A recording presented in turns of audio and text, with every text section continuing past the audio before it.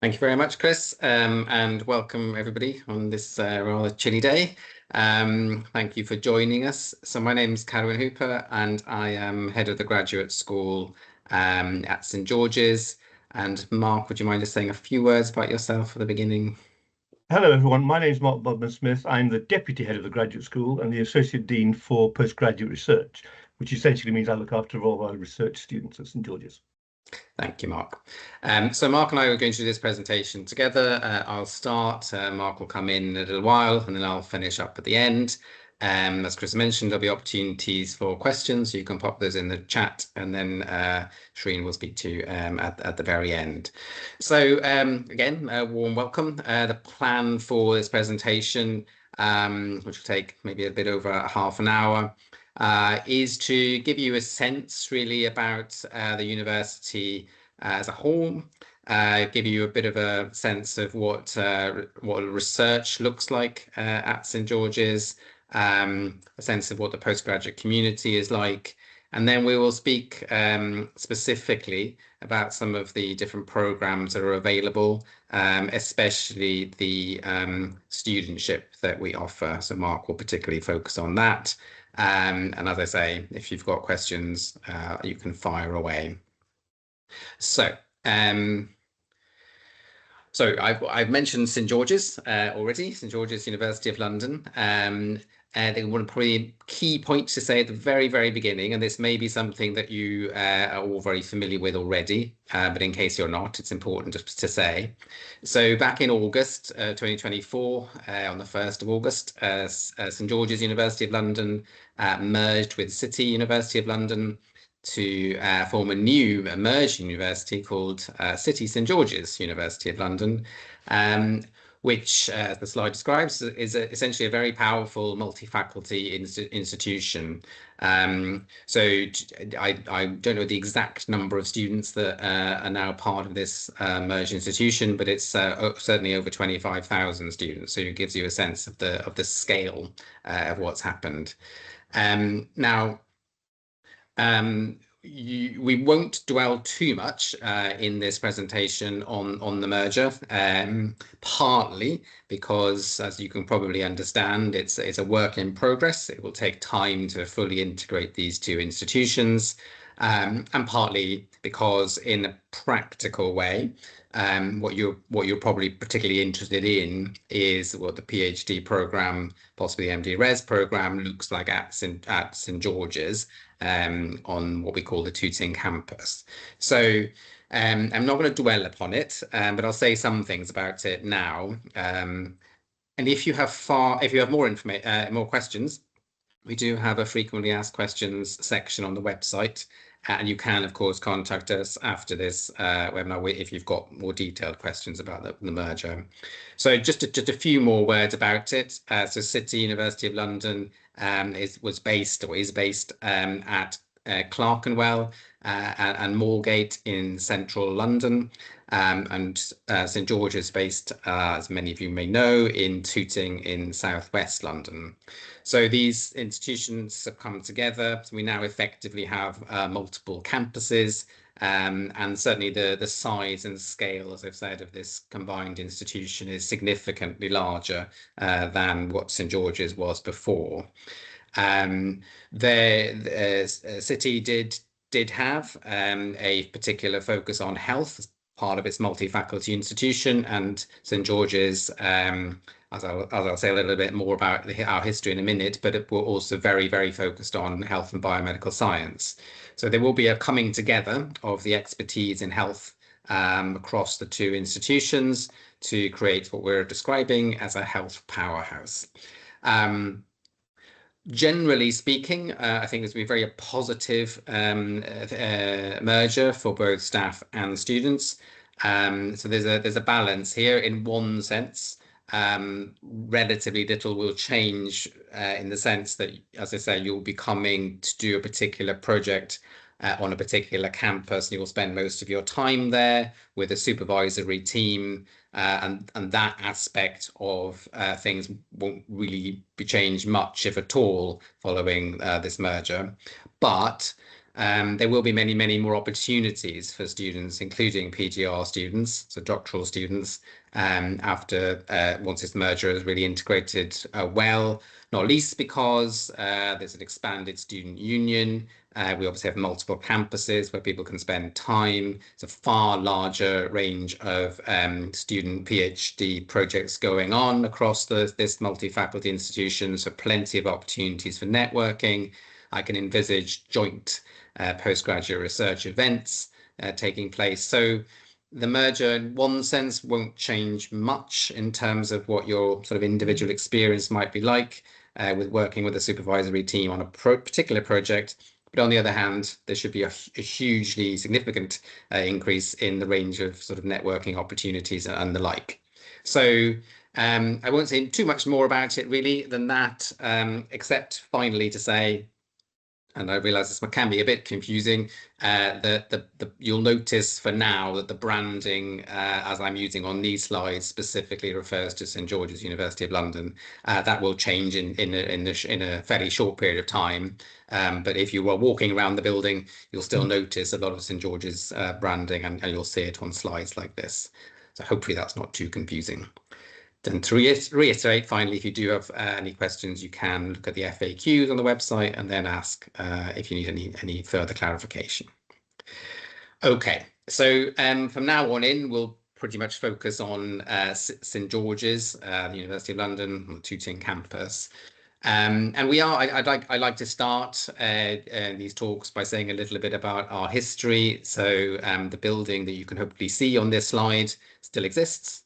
It's the original St George's Hospital in West London. Still actually looks quite very much like that. It's a hotel these days though. But it's the reason I like to mention it, just to give you a sense of our very impressive and long history. So students have been educated at St George's for hundreds of years. And the hospital itself is even older than that, coming on for 300 years now. We started life as a very, very, very small medical school, a handful of students right at the very beginning, and the focus was exclusively on medicine back then. Now, as I'll explain a little bit later, we have a wide portfolio, even before the merger. We have a wide portfolio of health and biomedical science and medical education and research.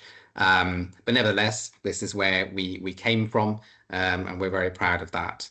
I've already mentioned that we're based in Tooting, not West London. This move happened in the 1970s, primarily in order to ensure that local community down in southwest London was adequately furnished with health services. So the campus in Tooting, if you've never been there, is enormous. A very large hospital campus, and the university is essentially based inside the hospital campus, or we share a campus. So we're proud of our history in terms of, I suppose, the institution.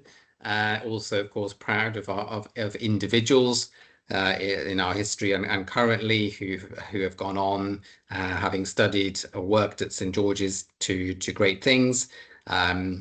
Eagle-eyed amongst you, if you walk around the building at St George's, will notice that the names of some of the buildings actually reflect some of our history. So there is a Jenner wing, for example, where Mark happens to work, and a Hunter wing where I happen to work, and this reflects our history. So plenty of famous people, some of whom you may well recognize. During the COVID pandemic, for example, you may well have come across Sir Patrick Vallance. But there are plenty of people, both from centuries ago and currently, who we are still very proud of. And many of them are leading lights in health and biomedical science education currently. So a little bit more about St George's. The key point really that I'd like to emphasize is the sort of third bit here, which is the shared campus. So this is a very unique feature really for a university. You don't obviously normally find universities essentially buried inside a large tertiary hospital campus. For us, it's a huge advantage. St George's, of course, has its expertise is in health and biomedical science and medicine. And so having a shared campus where quite literally people can walk from the university to the hospital very easily, where clinicians who have joint contracts with the trust and the NHS Trust and the university can quite easily spend time sort of in both environments. Great for translational research, for example. And it makes, I think, a lot of what we do immediately relevant to healthcare practice. So that aspect of things won't change, hasn't changed with the merger. Many courses and programs, including the ones you're interested in, will continue to be focused on the Tooting campus. So it can be a slightly bewildering experience when you first come because you're not quite sure where you are, and it seems that there are patients and relatives and everything else around you. But actually, we think this is a positive thing. It gives you a real sense of what I guess what the reality of healthcare is like, as well as focusing on your particular area of study. St George's, and this data is specific to St George's as was, so it's very, very recent data from last year. But as you can see, we're particularly highly ranked for graduate prospects. To give you some sense of what that means, it means that students who come to study at St George's are highly employable, tend to do very well in terms of going on to next steps, either further study or employment. And perhaps of particular relevance for this audience, we were joint 8th in the UK for research impact following the last ref. So that's particularly impressive, especially considering the relative size of what was St George's University of London. We're also globally recognised and are in the top 175 for clinical and health speciality in the world. Just to point out, this data, of course, refers to St George's, as I said. Things will change slightly as with the merger, but in a way, we are relatively complementary, the two institutions that have merged in this respect. So as things stand, and this may change a little bit, we have an institutional structure which is divided in such a way that there are these research and educational institutes, and our PGR students, so our doctoral students, potentially you one day, will be essentially allocated or will find a home within one of these institutes. Now, they're not sort of geographical institutes, if you like, necessarily, so people are spread across the building. And we certainly don't encourage a sort of a silo mentality where people just sort of belong to one institute and never see people or think about people in the others. But partly for structural reasons and partly to make sure that everybody, student and staff alike, has a natural home. You will find yourself primarily based in one of these institutes. It's probably fairly self-evident which institute a particular project and supervisors will belong to, but you can work that out if you want to by looking at the website, or indeed you can ask us. So I'll one last slide from me before I think I hand over to Mark. Now, I know that this particular audience are mostly interested in the postgraduate research side, so I won't spend too much time telling you about everything else that we do. But in addition to our undergraduate programs, we have quite a large number of postgraduate taught programs and professional degrees. And the reason I emphasize and mention it really is because we try to encourage the postgraduate students as a whole to look at themselves and as a community and to network with each other, to get to know each other. We think there's a huge benefit for all postgraduate students, whether they're doing research degrees or taught degrees, to know each other. And I'll mention a little bit at the end about how we try and encourage that to happen. The other nice thing about this, in terms of being a PhD student or an MD Res student, is that you can role model. So quite a lot of the students doing postgraduate taught courses are interested in doing research degrees, and quite commonly people stay actually at the same institution. So they might do a master's degree with us or an MRes with us, and then do a PhD with us. And partly that happens because of great positive role modeling from current students. So it's a nice thing that you can potentially do, speaking to master's students and giving them a sense of what the PhD programs are like, and encourage them perhaps to join. So so that's the postgraduate community, and I'll mention a little bit more of it later. But on that note, I'm going to hand over to Mark, who's going to tell you a bit more about the PGR programme. Okay, thanks so much, Colin. So for those who came a bit late, my name's Mark Bodman-Smith. I'm a senior lecturer in immunology. I have a bunch of PhD students on my own, but my role in this particular discussion is that of the Associate Dean of Postgraduate Research. So I oversee our PGR students. So this slide here, which is has a lovely photograph of both me, Carwyn, and some of the PhD students that graduated last year, is divided into two types. We have an MPhil and a Doctor of Philosophy. Now, for those who don't understand the naming behind this, within the University of London, PhD students initially register for a Master of Philosophy, an MPhil. Then after a year, they're upgraded to a PhD or a Doctor of Philosophy. This is quite common throughout the University of London, as I say. This is normally a 3-year program, which is a really deep dive into research, and you spend 3 years on a particular research question. So this will allow you to really sort of embed yourself within an area of research. Quite often, there's an awful lot of literature that needs to be gone through too, and in the first year, until the transfer period, the first year you tend to be trying to immerse yourself in the literature and get some preliminary experiments done, and basically to form a foundation of the work that you're going to then take on for the next 2 years. We also have a Doctor of Medicine by Research, or an MD Res, and this is sort of an equivalent doctorate for a medical student.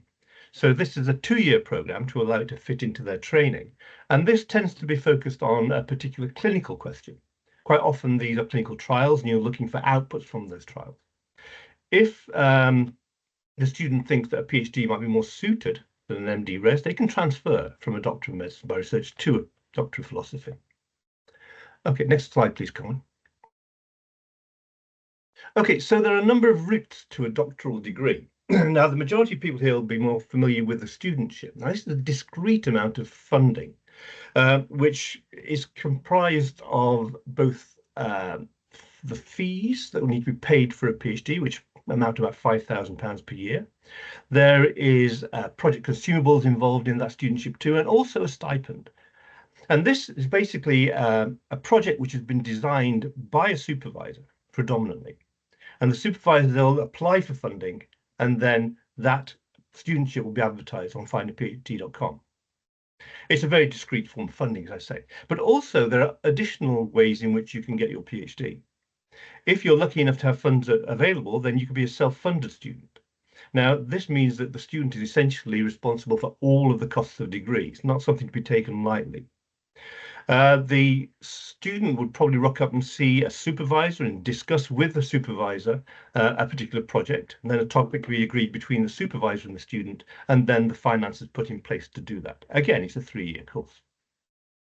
We have a number of DTPs, or doctoral training partnerships, and these are essentially studentships, but one that are split between a number of different higher education institutes. For example, we have an MRC, a Medical Research Council's DTP project, which is split between the London School of Hygiene and Tropical Medicine and St George's.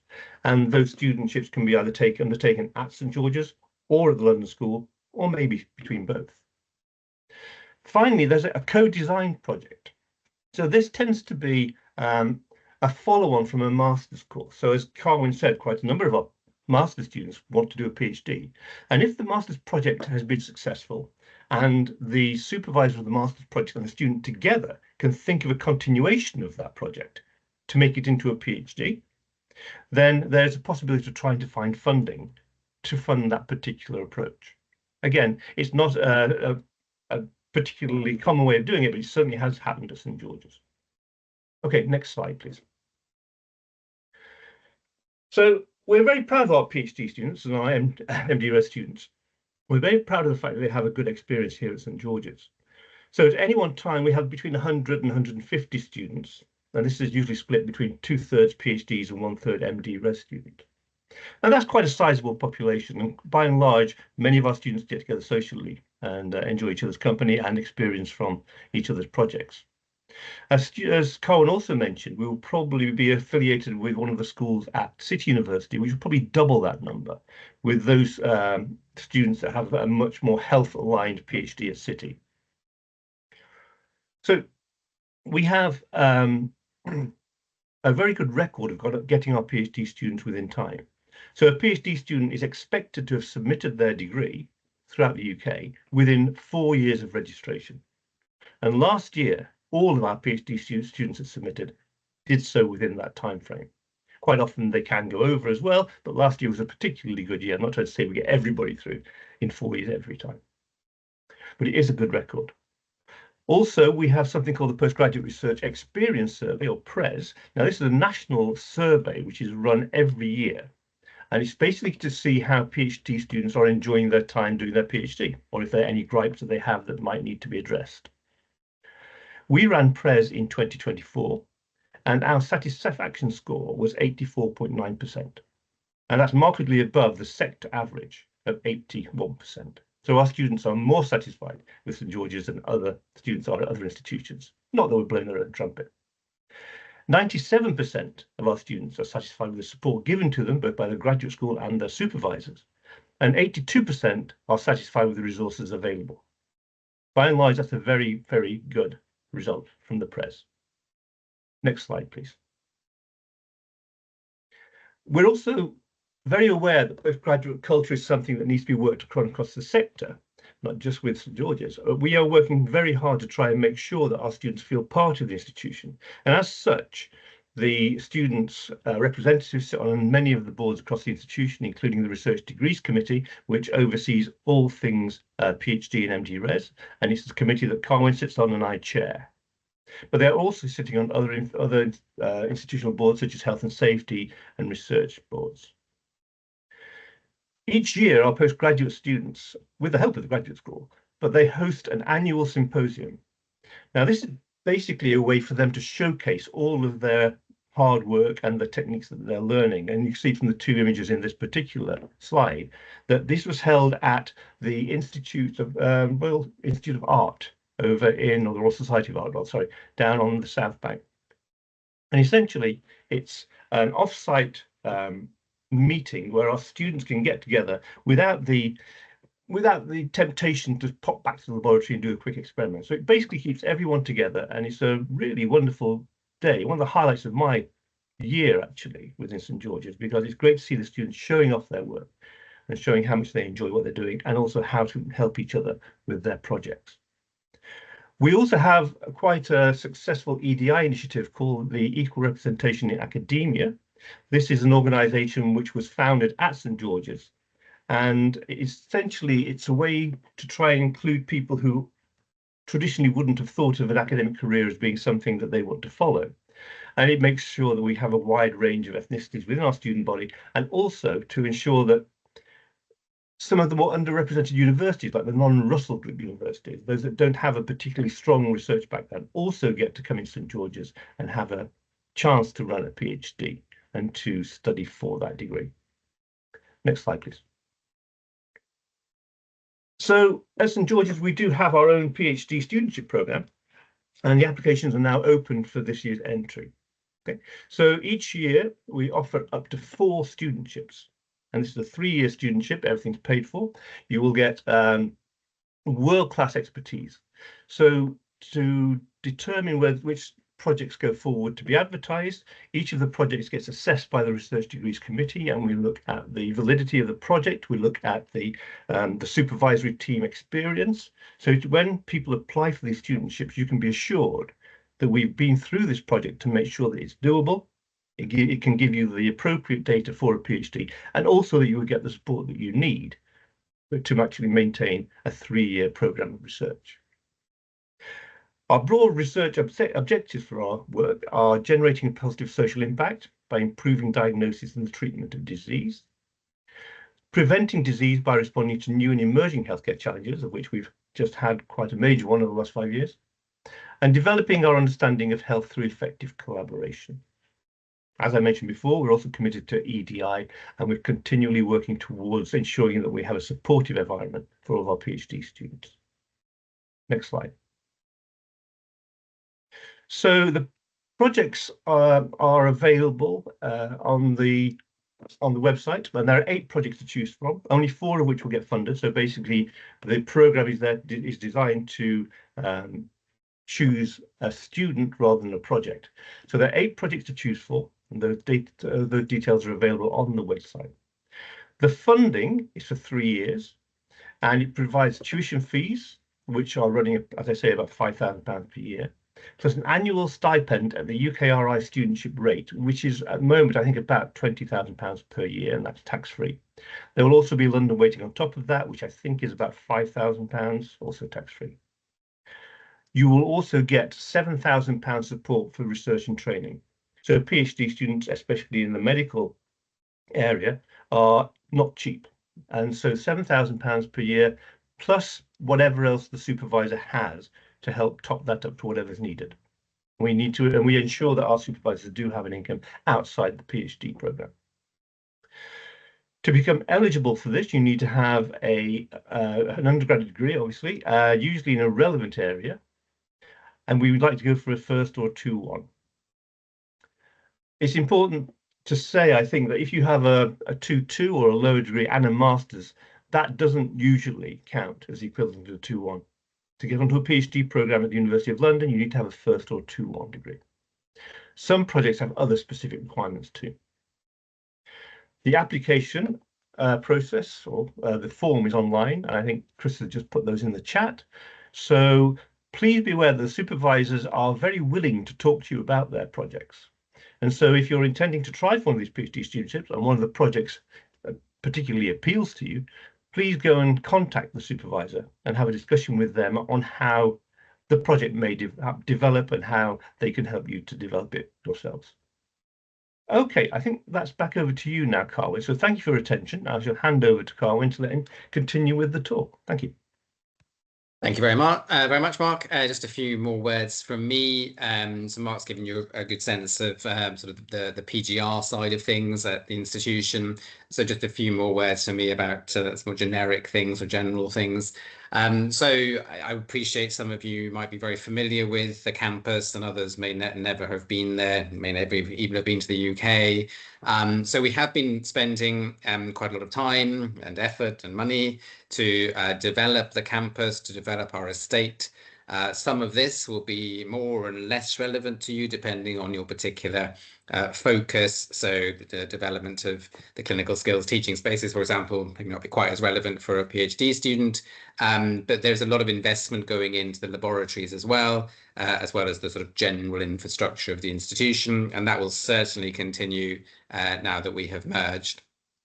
One of the things I wanted to highlight is the postgraduate common room. So this is a specific space within the institution which is only accessible and available to postgraduate students. That's both the postgraduate taught students and the postgraduate research students. I mentioned earlier on our hope that these two sets of students, if you like, will integrate and network and meet each other and perhaps inspire each other.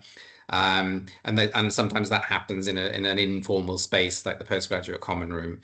So it really is a space of postgrads only. In fact, Mark and I can't get into that space ourselves, not without invitation anyway. So the other thing that relates to that, happens to be on the same floor, is the student union social space, and there is a sort of a bar and coffee shop area there too. So lots of social space for all students, of course, to make use of, including postgraduate students. So I'm struggling to just change slides, but here we go. There we go. The other thing I really wanted to emphasize is the students' union. Now, the Students' Union, as I mentioned, has also merged into a much larger Students' Union, but there will still be very much a focus on the Tooting campus for those students who are based down in Tooting. Now, the image I'm showing you, or the images I'm showing you, sort of focusing on perhaps the fun side of the Students' Union, and that is important because obviously, university experience, as you already know, if you're doing an undergraduate degree, isn't just about the academic side of things. It's also about the social side of things. Great opportunities, both for sort of meeting people and networking, also just having fun. And it is important to realize that these societies, these clubs, the events are designed for all students, undergraduate and postgraduate. So it is important that you realize that. And if you want to get engaged and involved with it, you can, although of course there's no obligation. But I also have this slide up because I want to emphasize the fact that the Students' Union is there to support you in other ways. So, of course, one hopes that students will arrive at St George's and have a very easy time here and then leave successfully. But of course, life being what life is, sometimes things go a little bit awry. And sometimes you need support from the Students' Union, who are effectively independent of the academic staff. So in many cases, the support that you will need will come from academics, and I'll mention that, or indeed other colleagues at the university that are employed by the university. But sometimes you'll need something that's more independent. So the Students' Union, even if you don't engage with them in a social sense, they're really important to know about from a sort of academic support sense and a sort of welfare support sense too. As I just mentioned, we don't rely, of course, entirely on the Students' Union to do this, provide support. A huge amount of support is provided, both from our professional services colleagues and academic colleagues across a wide range of different areas. Some of this may not be of any relevance at all to you. Some of it might become very relevant to you.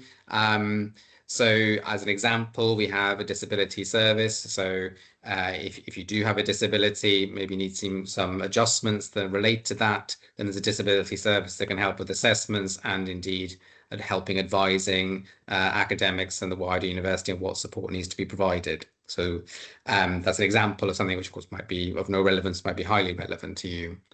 Lots of welfare support is provided, including a counselling service, which is available to all students and entirely confidential. So I think what I'm trying to get across is that if you come and study at St George's, you won't just be supported by the sort of academic supervisory team that works with you. You will also be supported by a very wide range of people if you need it. That said, we do provide additional support for PGR students, for doctoral students, above and beyond sort of generic support that's provided to all students. And in particular, we have postgraduate coordinators who have a responsibility for a specific postgraduate sort of activity and set of students. So each of you will be allocated a postgraduate coordinator. We try and do this in an even way. And they're, of course, based in one of the research or educational institutes. Their role is varied, but what they're trying to do fundamentally is check on progress, make sure that if there are problems with the supervisory team, which doesn't usually happen, but it can, that those problems are resolved and dealt with, that you have a slightly independent voice, someone you can speak to outside the supervisory team for advice, and they can provide a degree of welfare support and point you in the right direction if you need further support.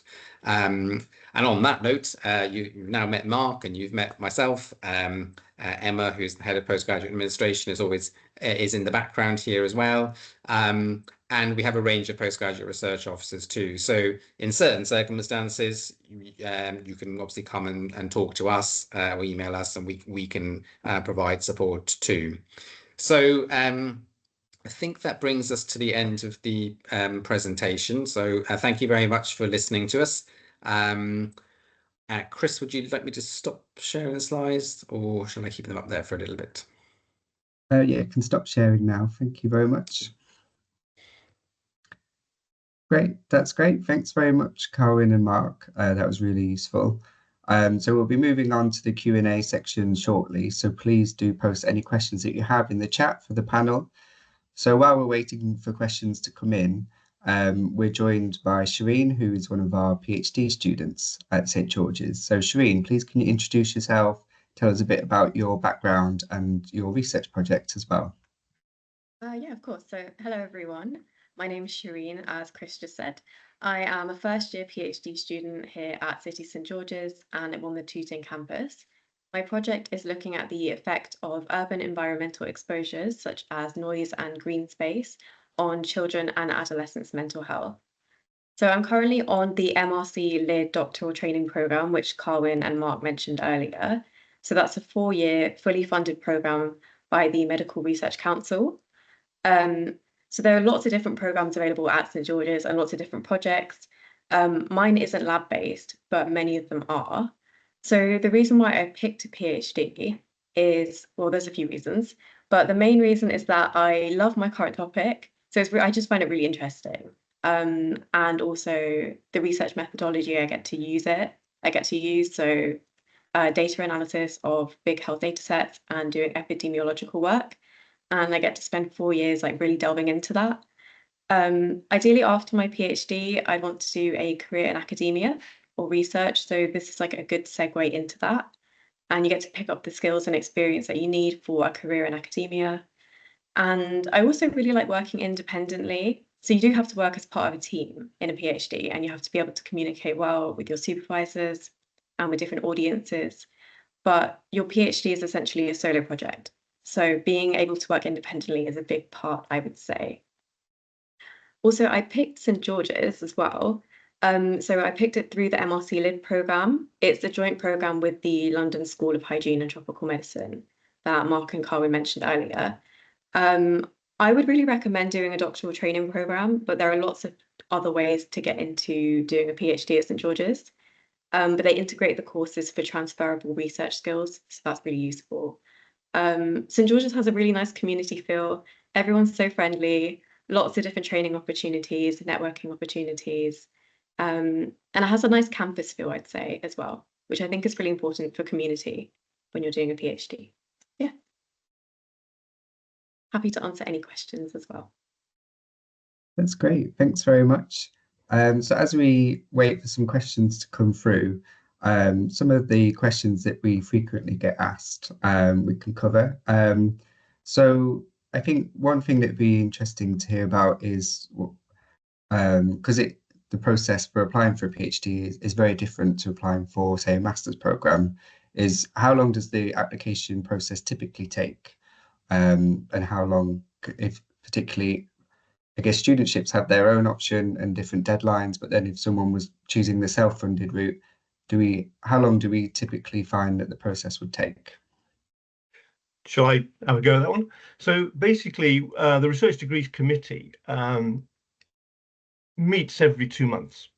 So all the projects that come to us, which need to be rubber stamped essentially before they're either advertised or they're filled, need to go through the Research Degrees Committee and get approved.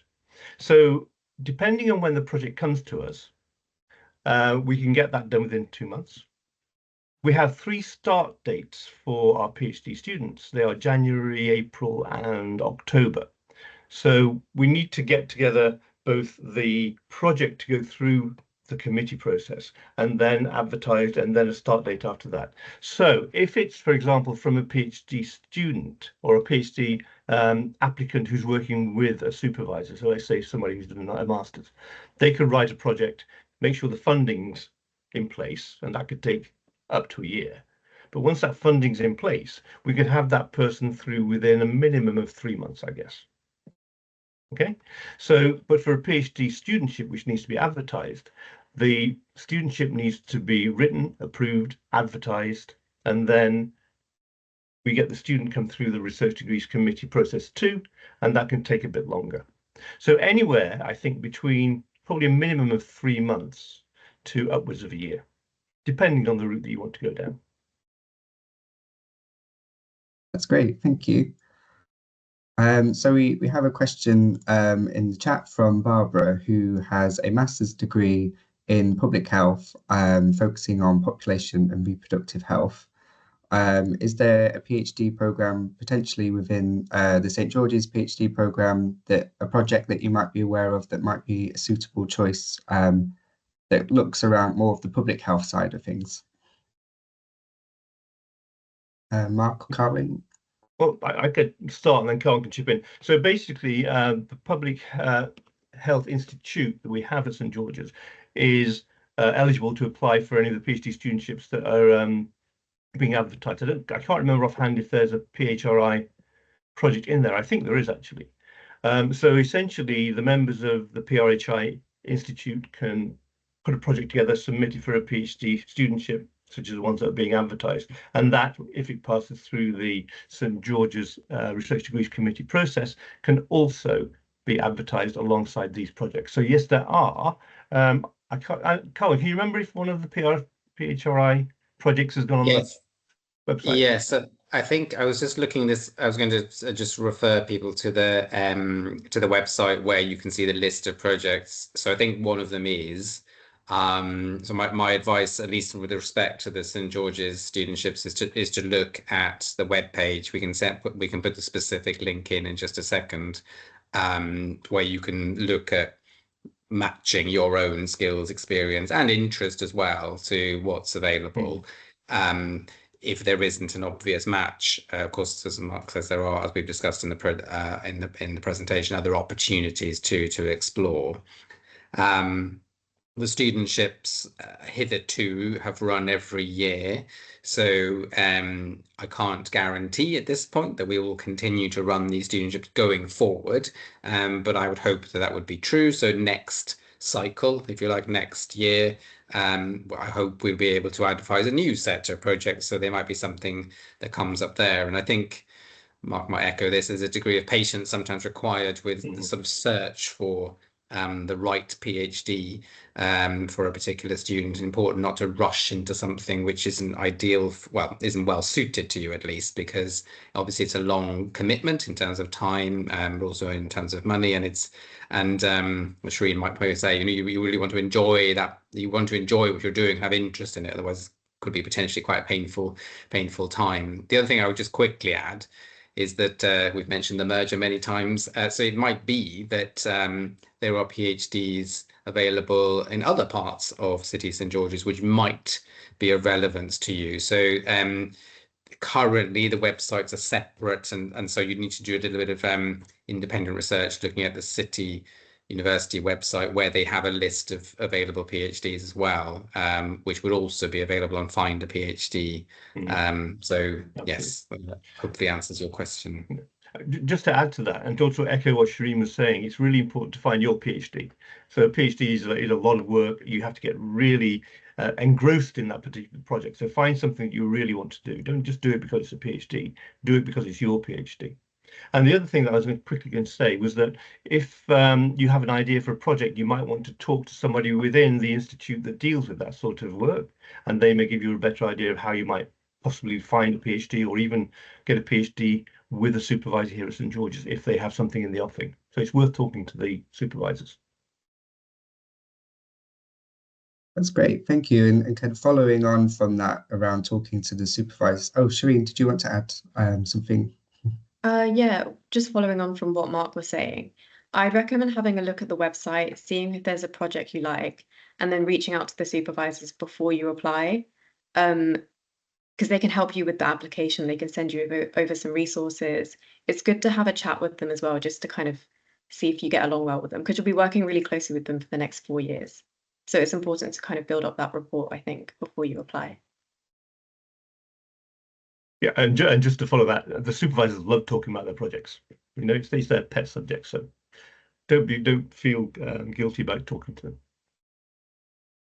I'll just follow on from that as well. Sorry, Chris, for butting in, but what Mark's just said is very important, because some people feel a little reticent about, maybe slightly anxious about contacting a supervisor, sort of cold calling them almost.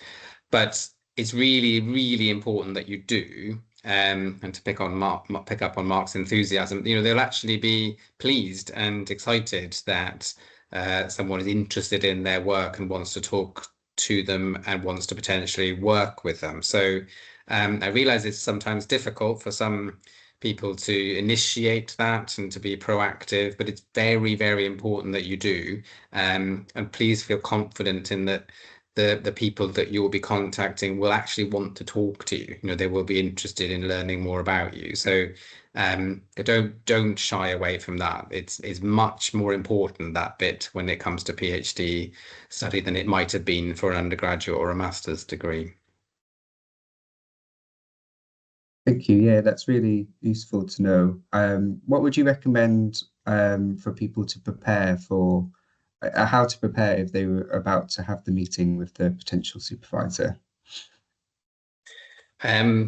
Bit of due diligence, so a little bit of research about the person themselves. It pretty easy. The thing about academics is that they tend to sort of advertise what they do to the world in several ways. So there's whether that's on the university website itself, they'll have a profile.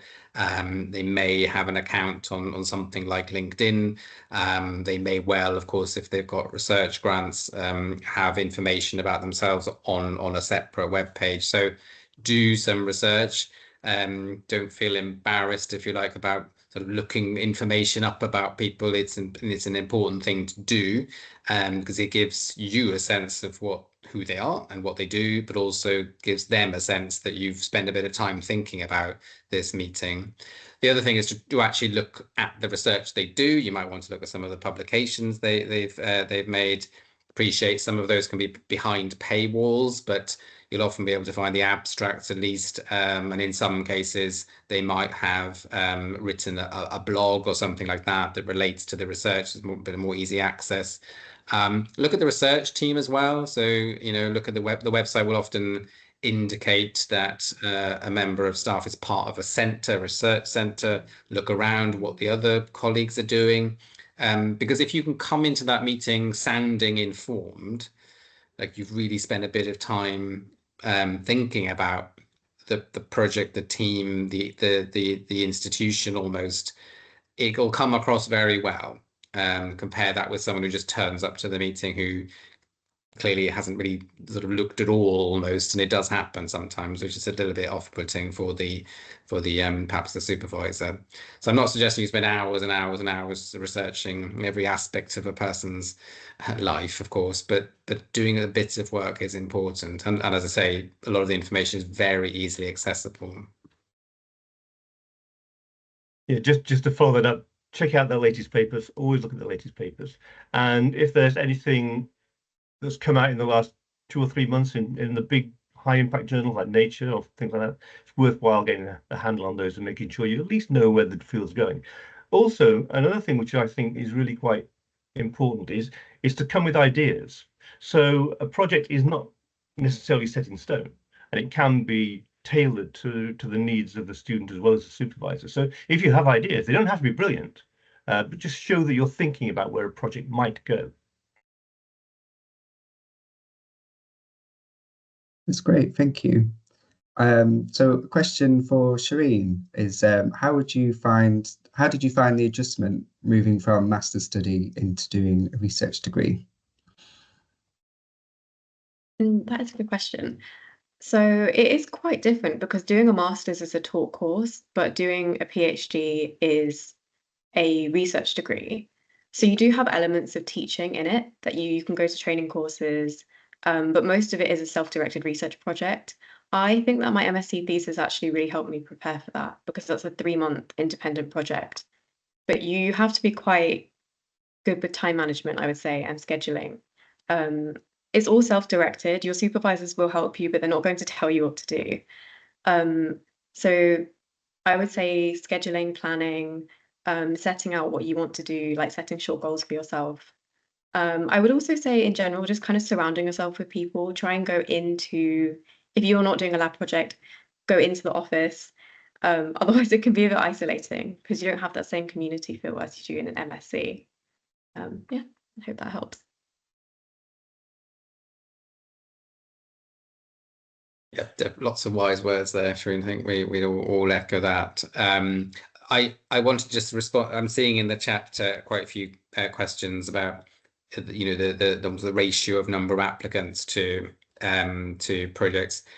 Just a little bit of word of warning with that, because obviously these things tend to vary from program to program, from project to project, from year to year as well. So sometimes, I perhaps could give you some information about the number of people who've applied before, but that doesn't necessarily mean that will be true now.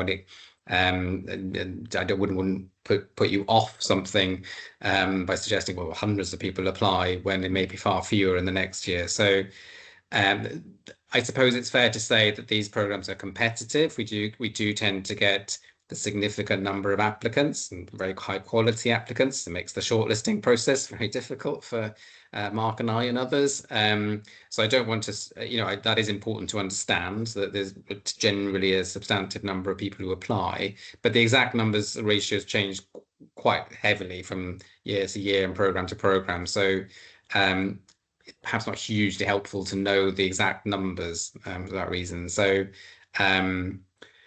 the other thing I'll just pick up on what Shireen was saying. So obviously the step up from postgraduate taught, or indeed undergraduate to postgraduate studies, is quite significant. But it is something that we try and support you with.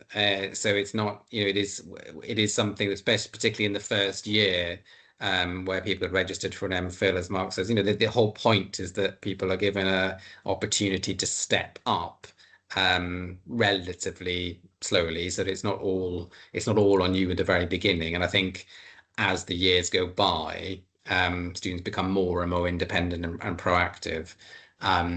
I think the other thing I'd like to say that, if you do get, for example, shortlisted for an interview and you're thinking about, what might be asked in an interview, and well, actually, some of what Shireen was talking about is important there. I think because what we're looking for is people who don't have all the skills already. I mean, that's not the point, but have an understanding of the importance of things like planning and organization, which may not seem immediately crucial, but actually is extremely important for us, for a PhD student. So think about what the skills might be that we're looking for. And you can find this information out by doing some research really online. It's very simple to find out, what are the key skills, personal skills, soft skills, really, in addition to the technical expertise that PhD students need to thrive. And just to add to that, we do have basically something called the Graduate School Skills Program, which is a series of talks that students are expected to go to in either, they can go at any point in their 3 years that they're at St George's. But that gives you an idea of how you approach a PhD, how to get involved in your transfer report, how you might expect a viva to go, how to write up your thesis. So there's lots of support from the graduate school to the students if they need it.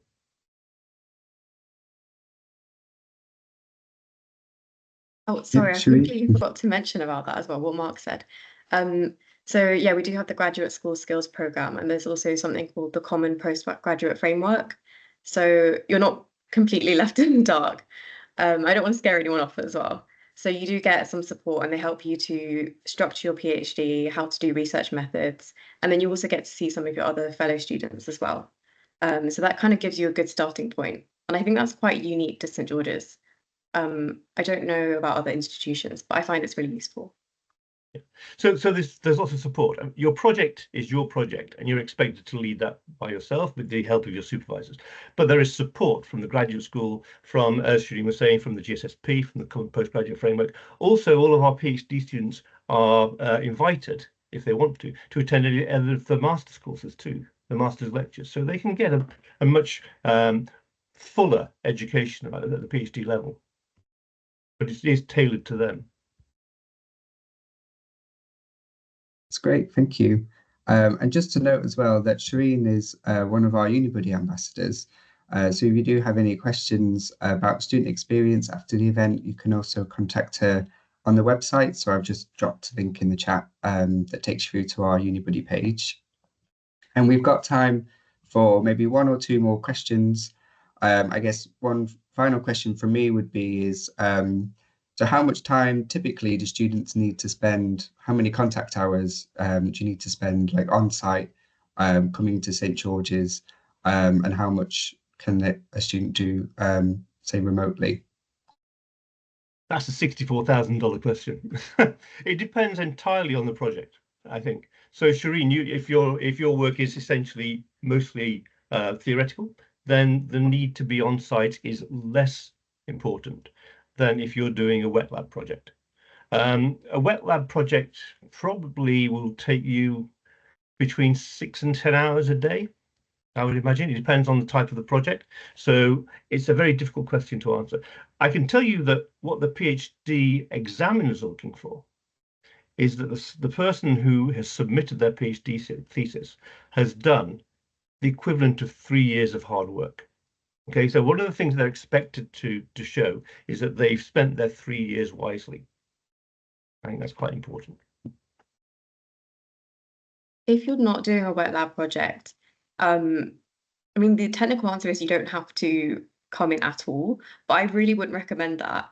Your supervisors will probably want you to be in, I'd say, at least 3 days a week. I usually aim for about 2 to 3. Your hours are flexible, but I really recommend just treating it like a 9 to 5 job.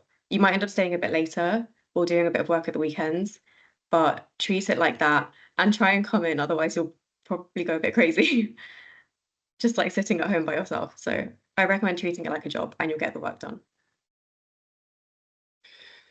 Definitely agree with that. And I think one of the important things to emphasize is that doing a PhD isn't just about doing a PhD, right? It's not just about the particular technical skills that you learn and the research output. It's about you as a person developing as a person, and perhaps don't want to overstate that, but there is a key element of that. So obviously what people do after doing a PhD varies tremendously.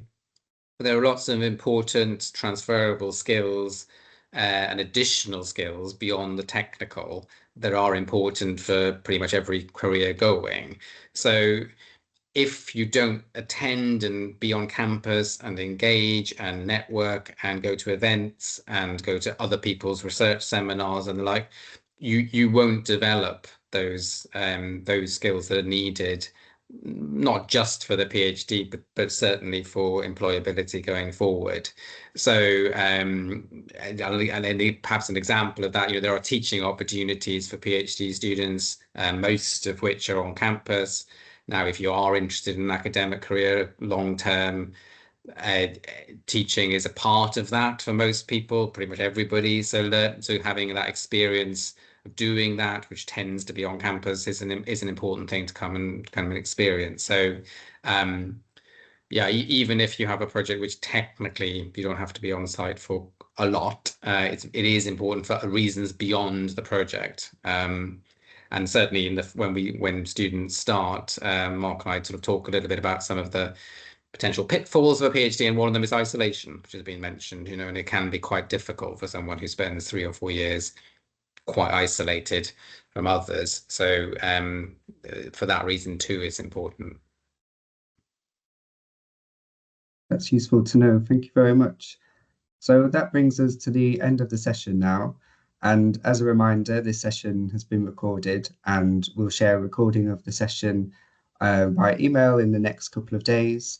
And I just wanted to say a big thank you to the panel for your time today. It was really insightful.